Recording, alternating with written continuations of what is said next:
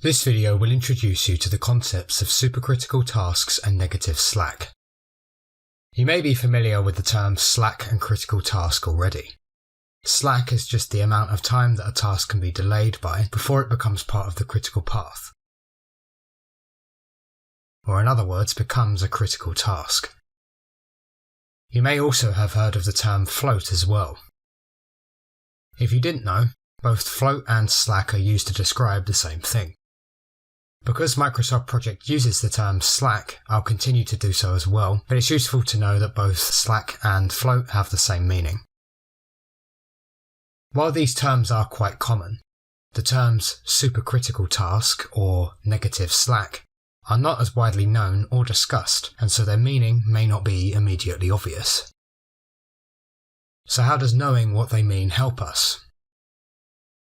Being clear about these topics will be most useful during meetings when discussing progress in relation to deadlines. This is because negative slack has a lot to do with the issues that can crop up which prevent tasks from finishing as planned, and how this can go on to prevent a deadline from being met. Outside of meetings, it will also help you to plan, interpret and update your program to meet those deadlines more effectively. If you've seen a task with negative slack and are confused by what it means, this should give you insight into why it happens and what you should do about it.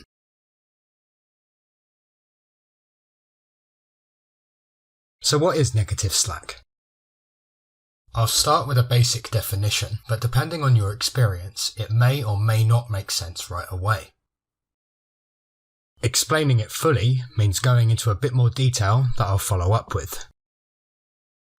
Basically, negative slack counts how far the forecasted finish of a task has gone beyond some cutoff point that it was originally supposed to finish by. Most of the time, these cutoff points will be created using one of two tools within Microsoft Project, either a hard constraint or a deadline. Hard constraints force a task to start or finish on a particular date at all costs, which they do by telling the task to ignore any logic that would cause it to start or finish differently. We advise avoiding hard constraints altogether as they bring their own issues, and we've covered this in separate videos. A deadline is a tool that gives us some useful information around something that needs to be completed by a certain time. It's often a valuable alternative to a hard constraint. Both hard constraints and deadlines cause negative slack in the same way, but as we only use deadlines, for now we will use an example with these to explain negative slack. To begin to get into what negative slack is, it's useful to start with how slack usually works on tasks. You can see here with this example I've got the total slack column open, which shows me how much slack each of these tasks have. Any tasks here with a value above 0 have positive slack. These are your non-critical tasks, so the ones not on the critical path. The value you see is how much time you can delay a non-critical task by without it becoming critical and having an effect on the forecasted finish date. You can see that with this task it has 22 days of slack. Its duration now is 12 days, but let's increase that by 22 days to 34 days. You can see that the total slack changes to 0 and that its taskbar has turned red. Any tasks with 0 slack are your critical tasks. The chain of these from the start to the finish of your program is the critical path. This shows you which tasks cannot be delayed without an effect to the forecasted finish date. Okay, so this task has 0 days of slack at 34 days. What happens if I make it 40 days?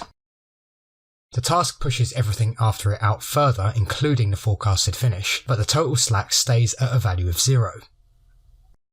Why are we talking about negative slack then, if this just stays at 0 no matter how much I increase its duration? From this, you may expect that tasks can only have either positive slack or none at all. The distinction we need to make is the difference between the planned finish date and the forecasted finish date. We're going to have a date written in the contract that we've agreed as our planned finish by. We've agreed to be constrained to finish on that date. If we don't and we can't prove that it's due to events beyond our control, it's going to start costing us, the contractor, rather than the client.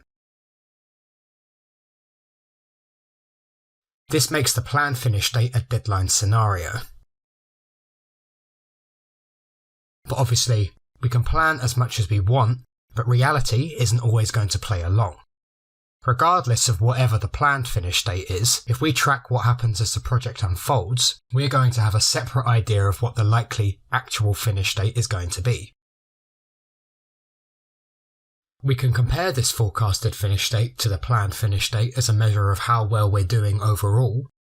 Ideally, they're the same, but while the planned finish date is an agreement set in stone, depending on what happens on the ground, the forecasted finish date may change and shift.